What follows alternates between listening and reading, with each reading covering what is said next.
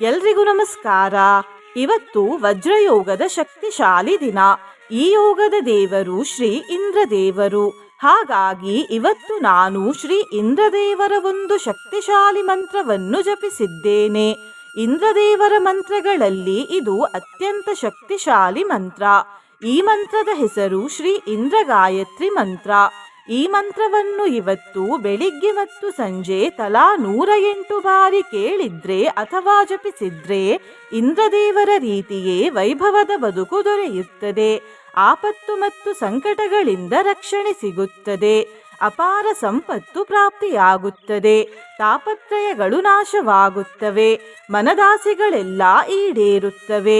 ದೈಹಿಕ ಹಾಗೂ ಮಾನಸಿಕ ಬಲ ದೊರೆಯುತ್ತದೆ ಮತ್ತು ಸಕಲ ಸಾಂಸಾರಿಕ ಸುಖ ಪ್ರಾಪ್ತಿಯಾಗುತ್ತದೆ. ನಿನ್ನೆ ನಾನು ಕೇಳಿದ ಪ್ರಶ್ನೆ, ರಾವಣನ ಬಳಿ ಮೊದಲ ಬಾರಿ ದೂತರಾಗಿ ಯಾರು ಹೋಗಿದ್ದರು ಎಂದು. ಈ ಪ್ರಶ್ನೆಗೆ ಸರಿಯುತ್ತರ ಬಿ ಹನುಮಂತ ದೇವರು. ಸರಿಯುತ್ತರ ಕೊಟ್ಟವರಲ್ಲಿ ಒಬ್ಬರ ಹೆಸರು ಚಂದ್ರಶೇಖರ್ ಎಲ್. ಚಂದ್ರಶೇಖರ್ ಎಲ್ ಅವರೇ ಭಕ್ತಿ ಮಾಡುವುದನ್ನು ಬಿಡಬೇಡಿ ಅಂತ ಹೇಳ್ತಾ ಇವತ್ತಿನ ಪ್ರಶ್ನೆಯನ್ನು ನೋಡುವ. ಇಂದ್ರದೇವರ ಮೈಯಲ್ಲಿ ಎಷ್ಟು ಕಣ್ಣುಗಳಿವೆ? A 10, B 100, C 1000, D 10,000. ಈ ಪ್ರಶ್ನೆಗೆ ಸರಿಯುತ್ತರ ಕೊಟ್ಟವರಲ್ಲಿ ಒಬ್ಬರ ಹೆಸರನ್ನು ನಾಳಿನ ವಿಡಿಯೋದಲ್ಲಿ ಹೇಳ್ತೇನೆ. ಬನ್ನಿ ಈಗ ಈ ಶಕ್ತಿಶಾಲಿ ಇಂದ್ರ ಗಾಯತ್ರಿ ಮಂತ್ರವನ್ನು 108 ಬಾರಿ ಭಕ್ತಿಯಿಂದ ಕೇಳುವ. ಅದಕ್ಕಿಂತ ಮುಂಚೆ ಓಂ ಶ್ರೀ ಇಂದ್ರಾಯ ನಮಃ ಎಂದು ಕಮೆಂಟ್ ಮಾಡಿ. ಚಾನಲಿಗೆ ಹೊಸಬ್ರಾಗಿದ್ರೆ ಚಾನಲನ್ನು ಸಬ್ಸ್ಕ್ರೈಬ್ ಮಾಡಿ. ಹತ್ರ ಇರುವ ಬೆಲ್ ಬಟನ್ ಪ್ರೆಸ್ ಮಾಡಿ. ಆಲ್ ಅನ್ನುವ ಆಪ್ಷನ್ ಅನ್ನು ಸೆಲೆಕ್ಟ್ ಮಾಡಿ. ನೀವು ಆನ್ಲೈನಿಂದ ಕುಂಕುಮದ ಡಬ್ಬಿಯನ್ನು ಖರೀದಿಸಲು ಇಚ್ಛಿಸಿದರೆ ಈ ವಿಡಿಯೋದಲ್ಲಿ ಟ್ಯಾಗ್ ಮಾಡಿದ ಕುಂಕುಮದ ಡಬ್ಬಿಯನ್ನು ಖರೀದಿಸಬಹುದು. ಕೃಷ್ಣಾಯ ವಾಸುದೇವಾಯ ಹರಿಯೇ ಪರಮಾತ್ಮನೇ ಪ್ರಣತಃ ಕ್ಲೇಶನಾಶಾಯ ಗೋವಿಂದ. ಶ್ರೀ ಕೃಷ್ಣ ಜ್ಯೋತಿಷ್ಯಾಲಯ, ಉಡುಪಿಯ ಪ್ರಖ್ಯಾತ ಜ್ಯೋತಿಷ್ಯ ವಿದ್ವಾಂಸರು ದೈವಜ್ಞ ಶ್ರೀ ವಿದ್ಯಾತೀರ್ಥ ಪ್ರಸನ್ನ ಭಟ್. ನಿಮ್ಮ ಸಮಸ್ಯೆ ಯಾವುದೇ ಇದ್ದರೂ ತುಳುನಾಡಿನ ದೈವಾರಾಧನೆಯಿಂದ ಹಾಗೂ ಶ್ರೀಕೃಷ್ಣ ದೈವಿಕ ಶಕ್ತಿಯಿಂದ ಶಾಶ್ವತ ಪರಿಹಾರ ಮಾಡಿಕೊಡುತ್ತಾರೆ.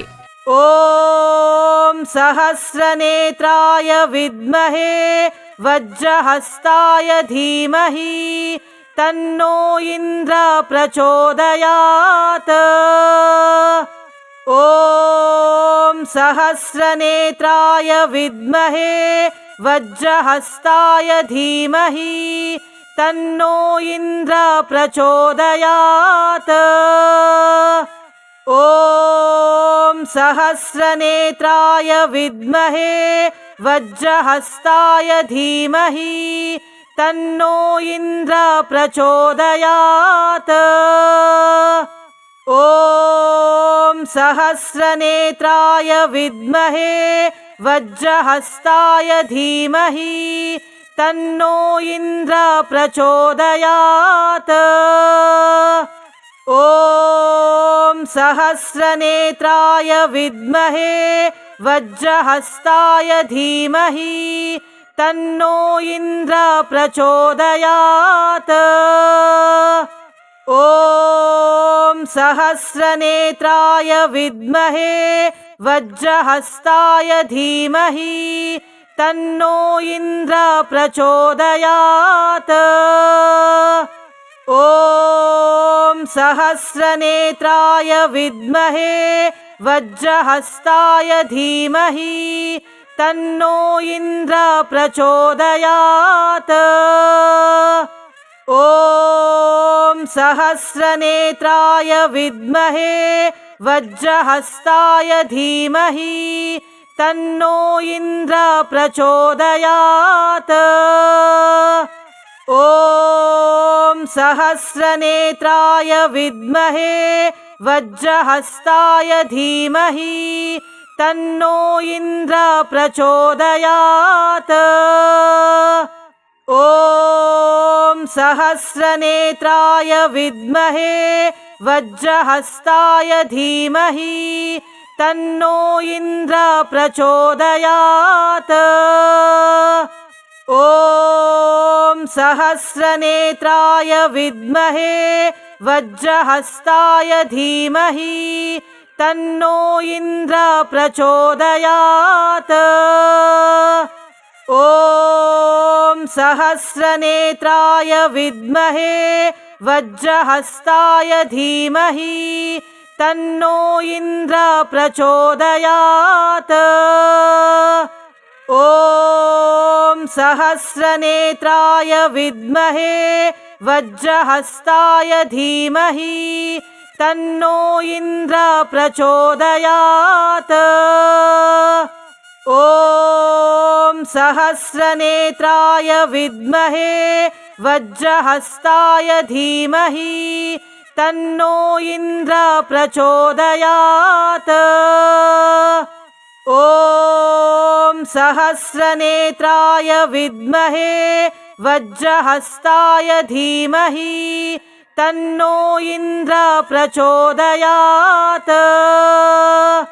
ॐ सहस्रनेत्राय विद्महे वज्रहस्ताय धीमहि तन्नो इन्द्र प्रचोदयात्। ॐ सहस्रनेत्राय विद्महे वज्रहस्ताय धीमहि तन्नो इन्द्र प्रचोदयात्।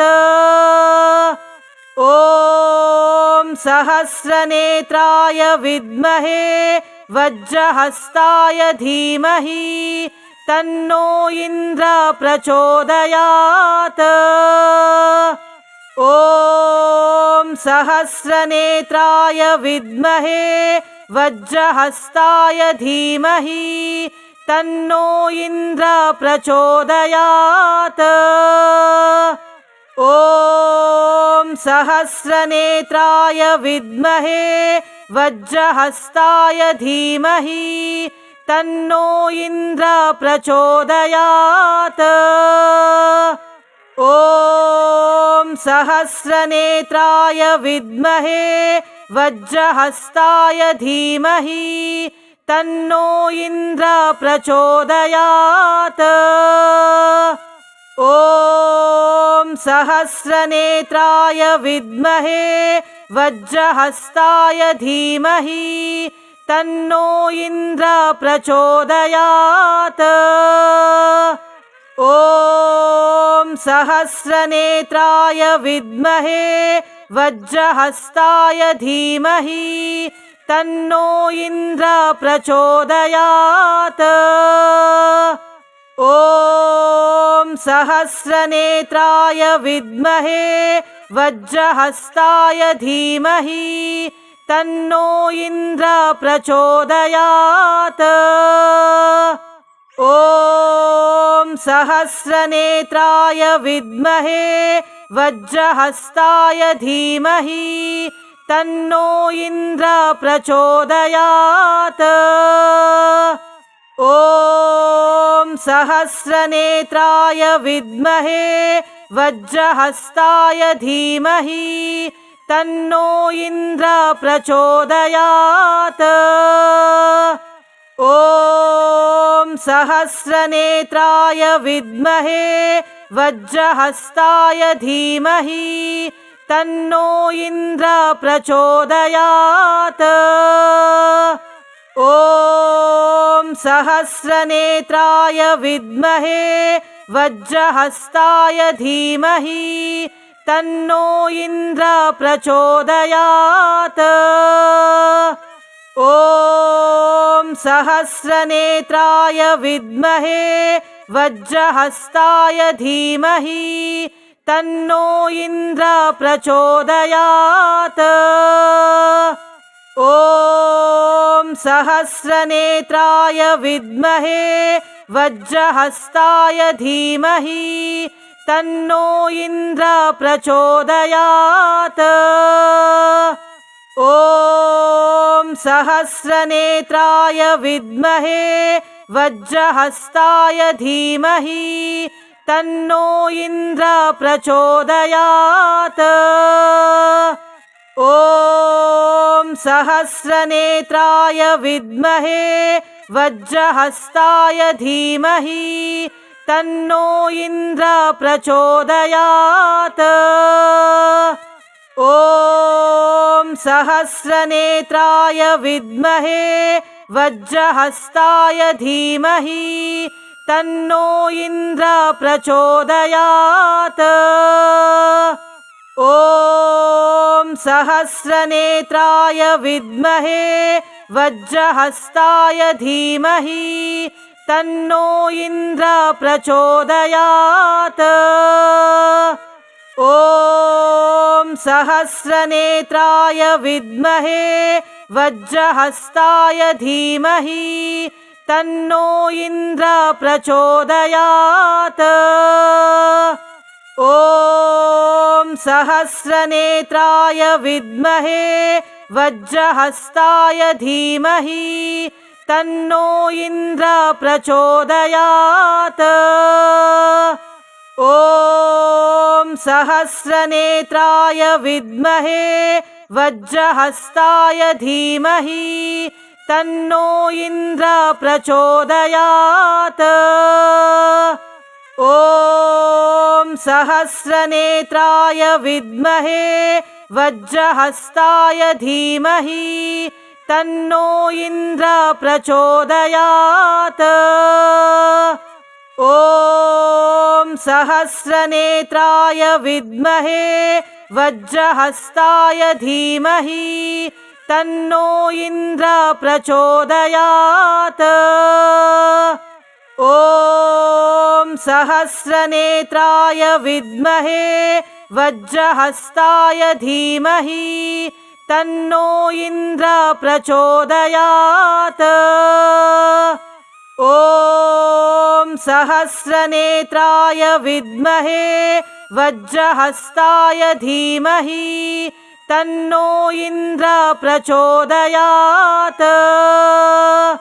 ॐ सहस्रनेत्राय विद्महे वज्रहस्ताय धीमहि तन्नो इन्द्र प्रचोदयात्।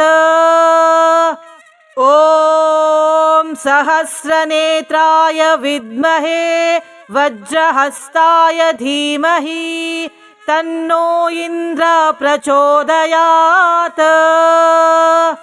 ॐ सहस्रनेत्राय विद्महे वज्रहस्ताय धीमहि तन्नो इन्द्र प्रचोदयात्।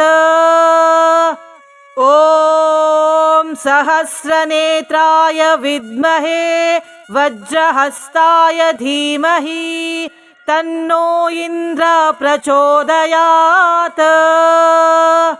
ॐ सहस्रनेत्राय विद्महे वज्रहस्ताय धीमहि तन्नो इन्द्र प्रचोदयात्।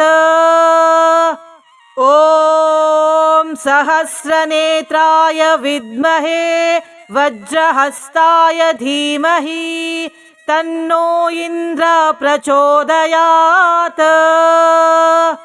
ॐ सहस्रनेत्राय विद्महे वज्रहस्ताय धीमहि तन्नो इन्द्र प्रचोदयात्। ॐ सहस्रनेत्राय विद्महे वज्रहस्ताय धीमहि तन्नो इन्द्र प्रचोदयात्।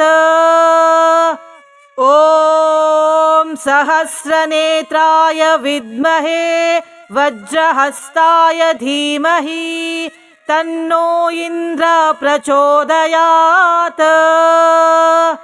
ॐ सहस्रनेत्राय विद्महे वज्रहस्ताय धीमहि तन्नो इन्द्र प्रचोदयात्।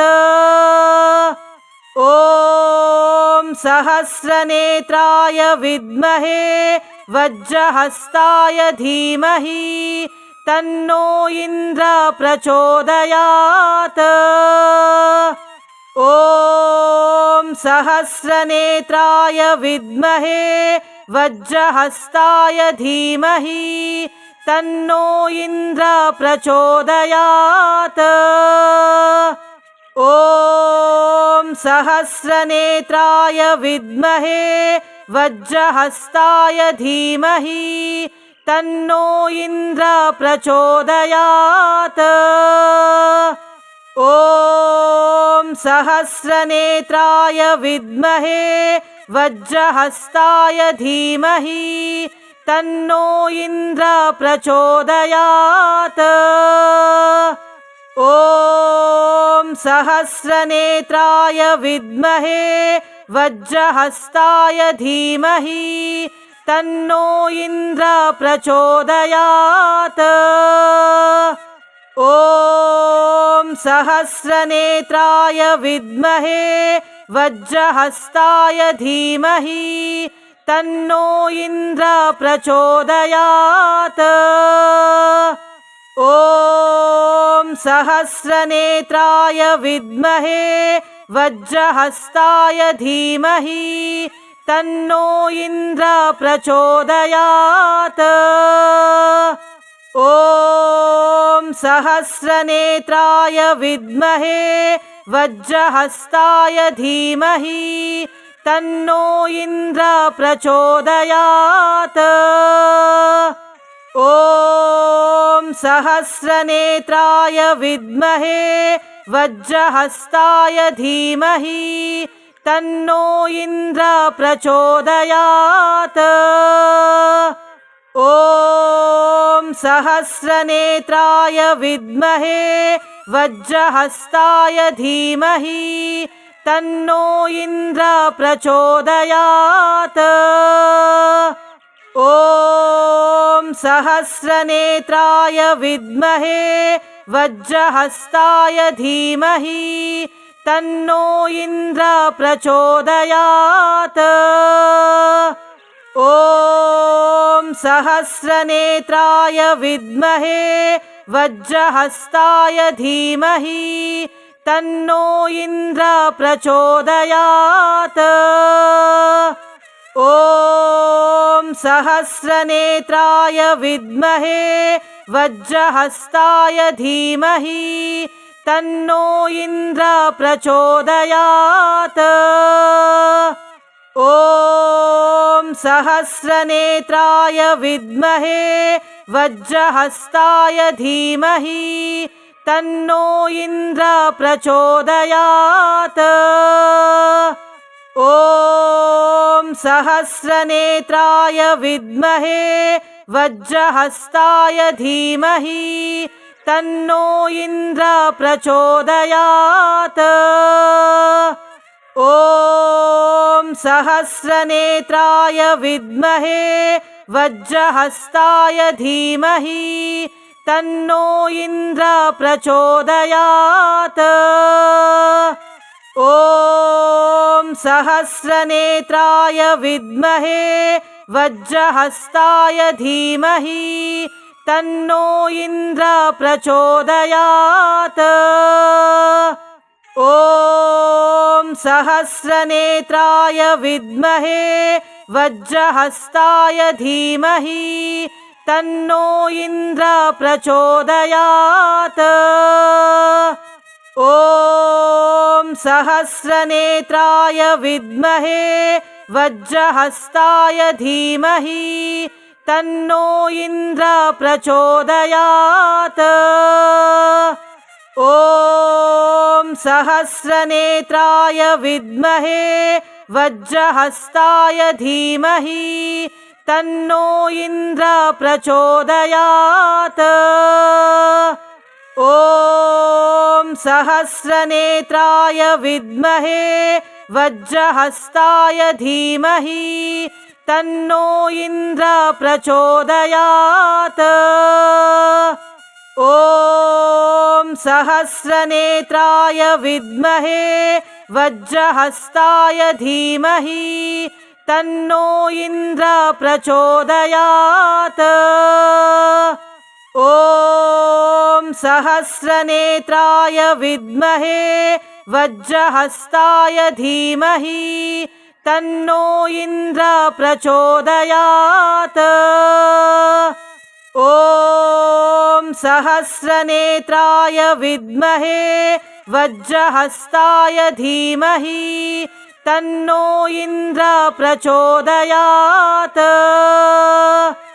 ॐ सहस्रनेत्राय विद्महे वज्रहस्ताय धीमहि तन्नो इन्द्र प्रचोदयात्।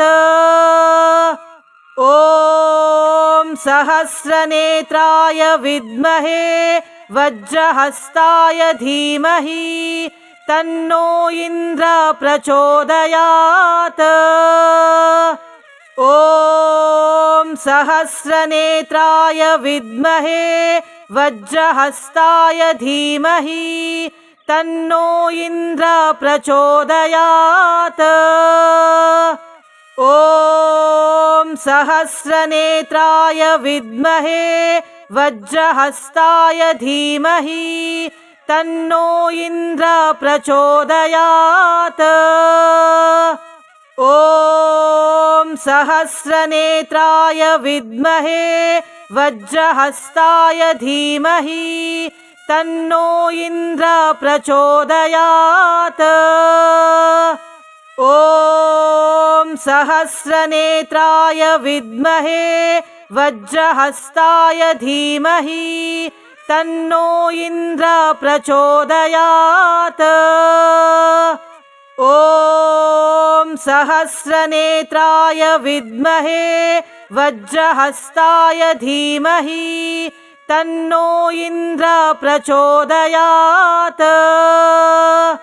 ॐ सहस्रनेत्राय विद्महे वज्रहस्ताय धीमहि तन्नो इन्द्र प्रचोदयात्। ॐ सहस्रनेत्राय विद्महे वज्रहस्ताय धीमहि तन्नो इन्द्र प्रचोदयात्। ॐ सहस्रनेत्राय विद्महे वज्रहस्ताय धीमहि तन्नो इन्द्र प्रचोदयात्। ॐ सहस्रनेत्राय विद्महे वज्रहस्ताय धीमहि तन्नो इन्द्र प्रचोदयात्। ॐ सहस्रनेत्राय विद्महे वज्रहस्ताय धीमहि तन्नो इन्द्र प्रचोदयात्। ॐ सहस्रनेत्राय विद्महे वज्रहस्ताय धीमहि तन्नो इन्द्र प्रचोदयात्।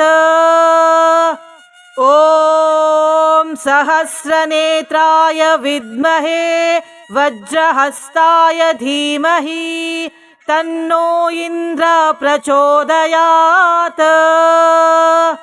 ॐ सहस्रनेत्राय विद्महे वज्रहस्ताय धीमहि तन्नो इन्द्र प्रचोदयात्।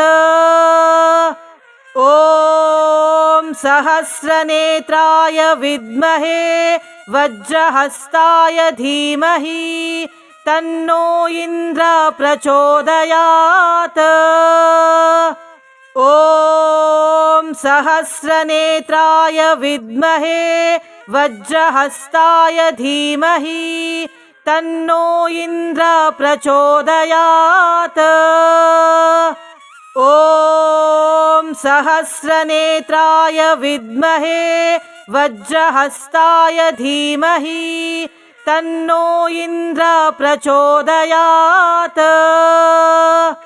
ॐ सहस्रनेत्राय विद्महे वज्रहस्ताय धीमहि तन्नो इन्द्र प्रचोदयात्।